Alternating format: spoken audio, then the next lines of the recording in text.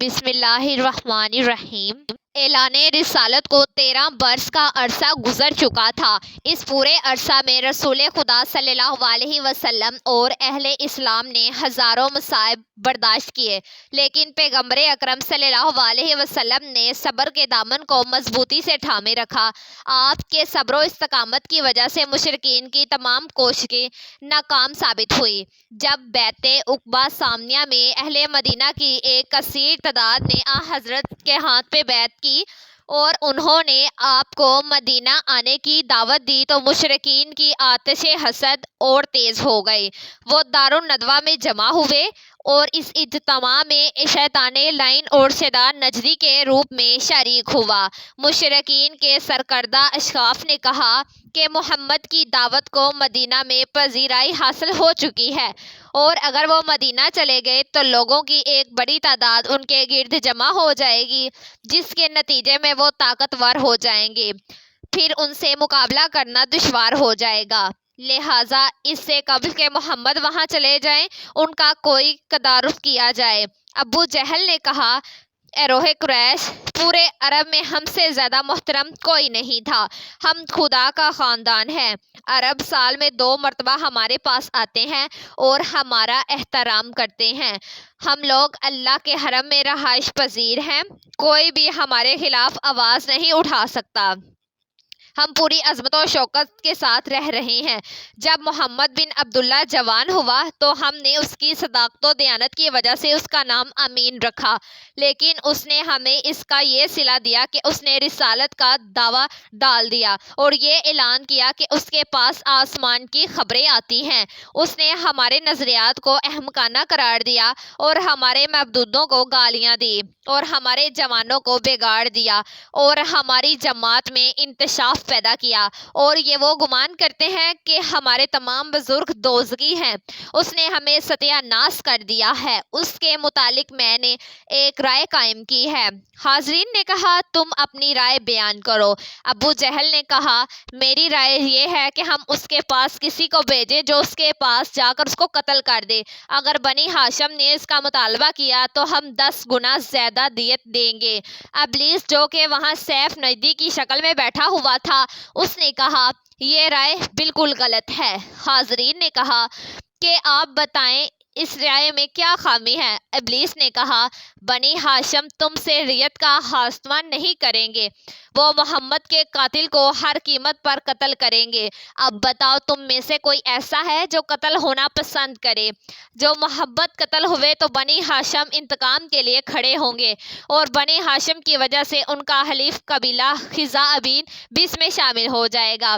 یاد رکھو، بنی ہاشم کبھی بھی یہ پسند نہیں کریں گے کہ محمد کا قاتل زمین پر چلتا ہوا دکھائی دے۔ محمد کے قتل کی وجہ سے تمہارے اندر جنگیں کود پڑیں گی اور تم سب تباہ و برباد ہو جاؤ گے۔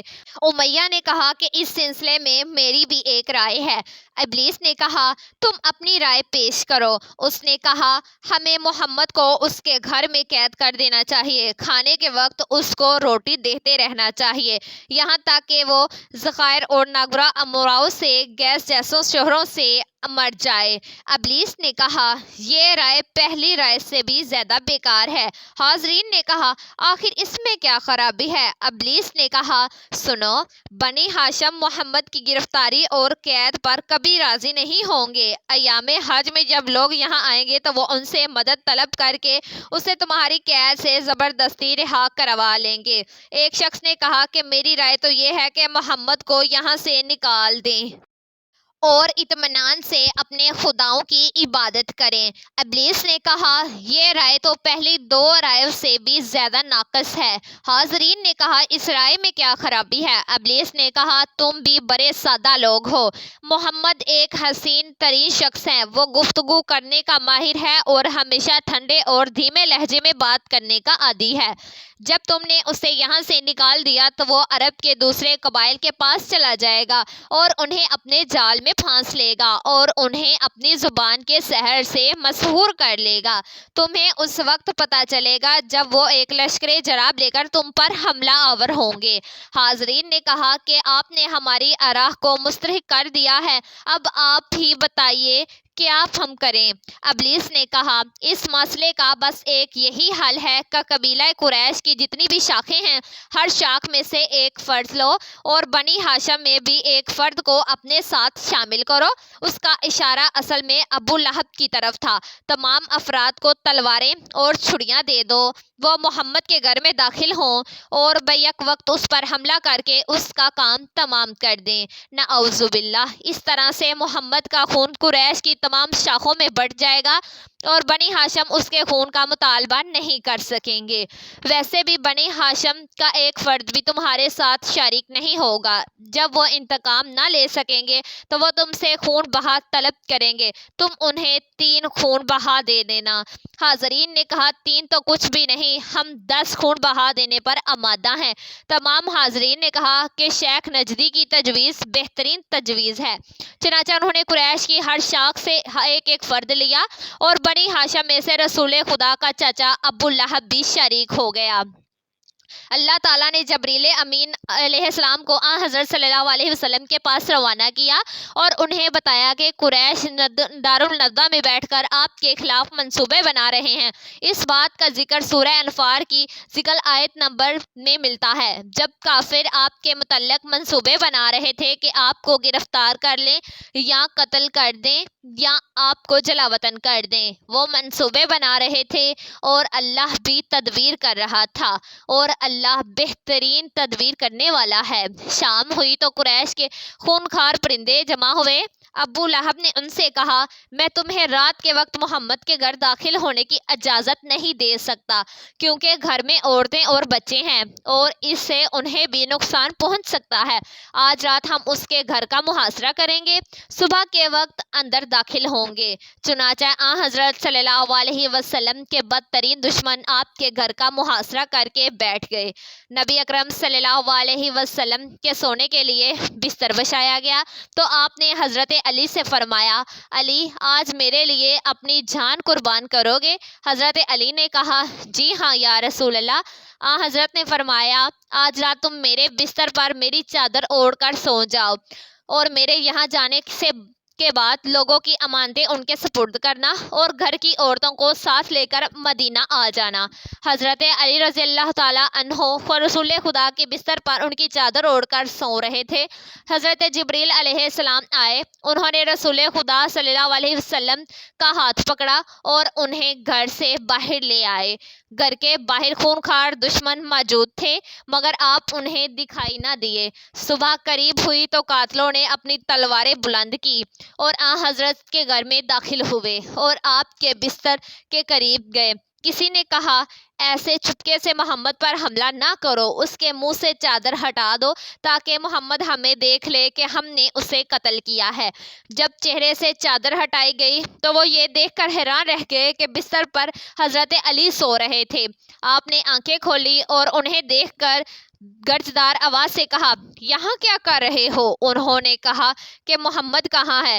حضرت علی نے فرمایا کیا تم نے انہیں میری نگرانی میں دیا تھا کہ میں انہیں تمہارے حوالے کر دوں؟ تم خود ہی کہتے تھے کہ محمد تمہارے شہر سے چلا جائے، اب وہ تمہارا شہر چھوڑ کر چلے گئے ہیں۔ ایک کافر نے کہا کوئی بات نہیں، اگر محمد ہمارے ہاتھ سے نکل گئے ہیں تو کوئی اس کے عوض علی کو قتل کر دینا چاہیے۔ ابو جہل نے کہا نہیں، یہ ابھی کم سن ہے، ابھی اس کی عقل پختہ نہیں ہوئی۔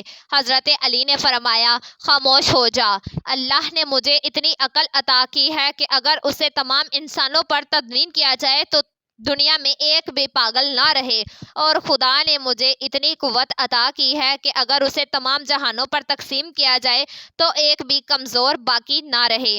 آپ کا یہ فرمان سن کر ابو البختری کو غصہ آیا، اس نے آپ کو شہید کرنے کے لیے تلوار بلند کی۔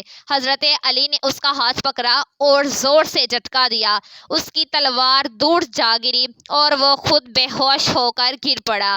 مشرکین نے اسے اٹھایا اور اپنے گھروں کو چل دیے۔ اس مہم سے ناکام ہونے کے بعد قریش نے اعلان کیا کہ جو انہیں نبی کی خبر بتائے گا اسے 100 اونٹ انعام میں دیے جائیں گے۔ حضرت صلی اللہ علیہ وسلم اپنے گھر سے نکلے، راستے میں حضرت ابوبکر رضی اللہ عنہ سے ملاقات ہوئی۔ انہوں نے حضرت سے ساتھ چلنے کی اجازت طلب کی اور کہا کہ جب کہ آپ مکہ چھوڑ کر جا رہے ہیں تو مجھے مشرکین میں اکیلا نہ چھوڑیے۔ رسول خدا نے ان کی درخواست قبول فرمائی اور انہیں اپنے ساتھ لیا۔ پھر دونوں صاحبان وہاں سے روانہ ہو کر غار ثور میں جا کر چھپ گئے۔ اہل عرب میں کچھ افراد راہ نشانی کے بڑے ماہر سمجھے جاتے تھے۔ وہ نشان قدم کو پہچان کر لوگوں کو تلاش کر لیتے تھے۔ اس وقت مکہ میں ابو قرظ اس فن کا ماہر سمجھا جاتا تھا۔ مشرکین نے اسے بہت بڑے انعام کا لالچ دیا اور کہا ہمیں محمد تلاش کر کے دو۔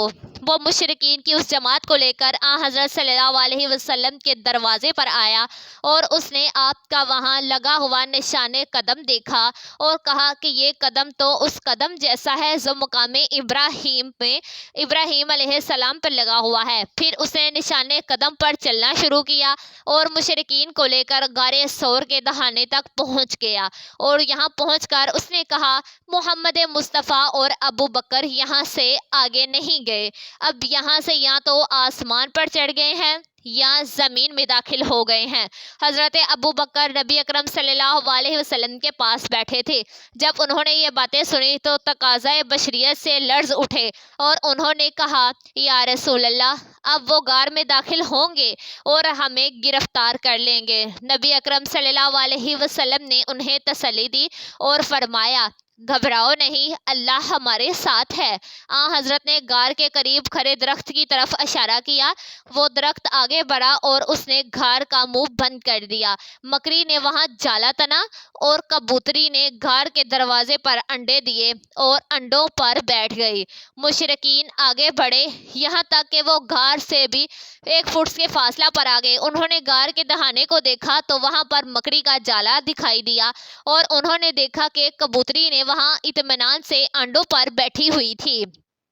یہ دیکھ کر وہ واپس لوٹ گئے۔ نبی اکرم صلی اللہ علیہ وسلم نے 3 دن تک غار میں قیام کیا، پھر آپ وہاں سے مدینہ کی طرف روانہ ہوئے۔ اس دوران سراقہ بن مالک بن جسم کو معلوم ہوا کہ قریش مکہ نے نبی کو تلاش کرنے والے کے لیے 100 اونٹوں کا انعام رکھا ہے۔ وہ قسمت آزمائی کے لیے گھوڑے پر سوار ہوا اور نبی اکرم صلی اللہ علیہ وسلم کی تلاش شروع کر دی۔ کچھ دیر سفر کرنے کے بعد اس کی نظر رسول خدا پر پڑی۔ نبی اکرم نے اسے دیکھا تو آپ نے دعا مانگی کہ اے خدایا مجھے سراقہ کے سر سے محفوظ فرما۔ آپ کی دعا ختم ہوئی تو اس کے گھوڑے کے قدم زمین میں دھنس گئے۔ اس نے گھوڑے کو نکالنے کی بڑی کوشش کی لیکن اس کا گھوڑا زمین سے نہ نکل سکا۔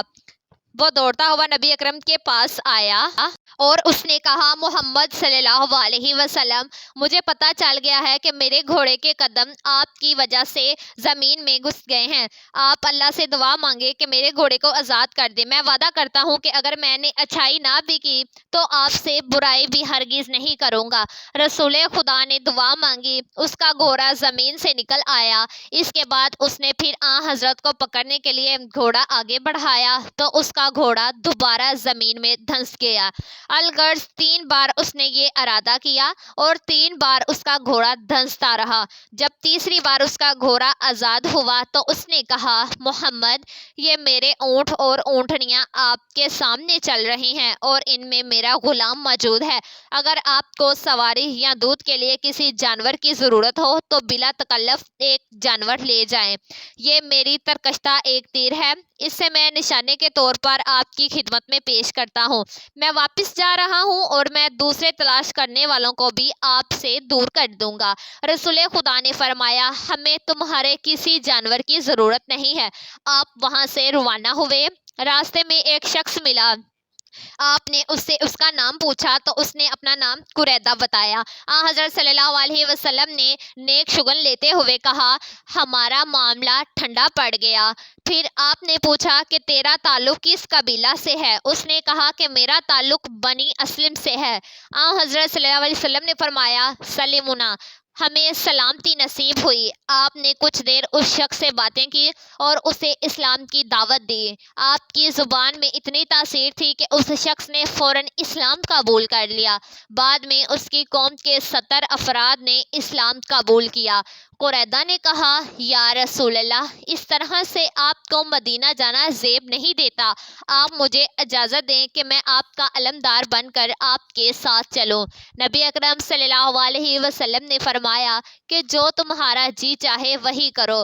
कुरैदा ने अपना अमामा उतारा और उसे एक लकड़ी पर बांधकर उसे परचम की शक्ल दी और वो आपके आगे परचम लेकर चलने लगा। चंद दिन के सफर के बाद नबी अकरम सल्लल्लाहु अलैहि वसल्लम और आपके साथी एक खैमा पर पहुंचे जिसमें उम्मे माबत नामी औरत बैठी थी। आपने उससे फरमाया, हम प्यासे हैं, क्या तुम हमें पीने के लिए कुछ दे सकती हो? औरत ने कहा, मेरा शोहर बकरियां चराने गया हुआ है। घर में एक बीमार भेड़ मौजूद है जो कि दूध नहीं देती। हजरत सल्लल्लाहु अलैहि वसल्लम ने फरमाया, क्या तुम हमें उसने दोहने की इजाज़त देती है? उम्मे माबद ने कहा, मेरी तरफ से कोई इनकार नहीं है, लेकिन हमारी भेड़ बीमार है, वो दूध नहीं देती। रसूले खुदा आगे बढ़े। आपने जैसे ही भेड़ के थनों को हाथ लगाया तो उसमें दूध भर गया। आपने उसे दोहा। उसने इतना दूध दिया कि आपने सैर होकर पिया और आपके साथियों ने भी जी भर कर दूध पिया। इसके अलावा दूध की एक बड़ी मकदार बच भी गई। इस वाक़े के बाद 18 बरस तक वो भेड़ जिंदा रही और हर वक्त उसके थन दूध से भरे रहते थे। फिर आपने वज़ू करने का इरादा किया। आप उसे में पानी लेकर कुछ फासले पर गए और आपने वहां एक खुश्क झाड़ी के पास बैठकर वज़ू किया। नबी अकरम के वज़ू का पानी जैसे ही उसकी जड़ों में मस हुआ, वो खुश्क झाड़ी तरोताज़ा हो गई और फल देने लगी। जो भी बीमार उसका फल खाता था वो सेहतयाब हो जाता था। जो भूखा उसको खाता वो सैर हो जाता था और जो प्यासा उसका फल खाता वो सैराब हो जाता था। वो दरख्त इमाम हुसैन अलैहिस्सलाम की शहादत तक फल देता रहा। जब आप शहीद हुए तो वो दरख्त खुश्क हो गया। आपने उम्मे माबद के खैमा के पास कुछ वक्त बसर किया, फिर आप वहां से आगे रवाना हुए। जब उसका शोहर वापस आया और उसने अपनी भेड़ को शिफा याब पाया और उसने देखा कि उसके थन दूध से भरे हुए हैं और खुश्क दरख्त सरसब्ज हो चुका है, तो उसने फौरन इस्लाम कबूल किया और इसके बाद उसके तमाम कबीला ने भी इस्लाम कबूल कर लिया। चंद रोज़ सफ़र के बाद हज़रत सल्लल्लाहु अलैहि वसल्लम कुबा पहुँचे, जो मदीना की वाहिद बस्ती थी। कुबा पहुंचकर आप वहां ठहर गए और फरमाया, जब तक अली न आएंगे उस वक्त तक मदीना में कदम नहीं रखूंगा। हज़रत सल्लल्लाहु अलैहि वसल्लम की हिजरत के बाद हज़रत अली ने लोगों की अमानतें वापस की और आपने अपने घर की औरतों को साथ लिया और मदीना की तरफ हिजरत की। रास्ते में मुशरिकीन मुज़ाहम हुए और उन्होंने आपको कत्ल करना चाहा, मगर शेर खुदा ने उनका मुकाबला किया और उनकी एक तादाद को जहन्नम वासिल किया। आखिरकार भूख प्यार की सख्तियां झेलने के बाद आप भी हज़रत सल्लल्लाहु अलैहि वसल्लम के पास कुबा पहुंच गए। जब हज़रत अली रज़ियल्लाहु अन्हु कुबा पहुंचे तो हज़रत ने उन्हें सीना से लगाया और उनकी तकालीफ को देखकर आप रो पड़े। हज़रत सफ़र की वजह से आपके पाँव फट चुके थे। रसूल खुदा के दरियाफ्त करने के बाद हज़रत अली ने फरमाया कि वो रात को सफ़र करते थे और दिन को छुपे रहते थे।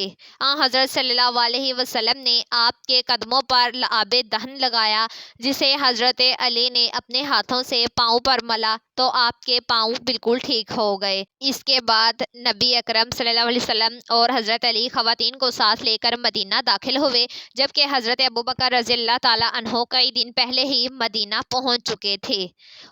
उम्मीद है आज की वीडियो आप लोगों को ज़रूर अच्छी लगी होगी। इसको आगे शेयर लाजमी करिएगा और हमारे चैनल को भी सब्सक्राइब कर दीजिएगा। शुक्रिया।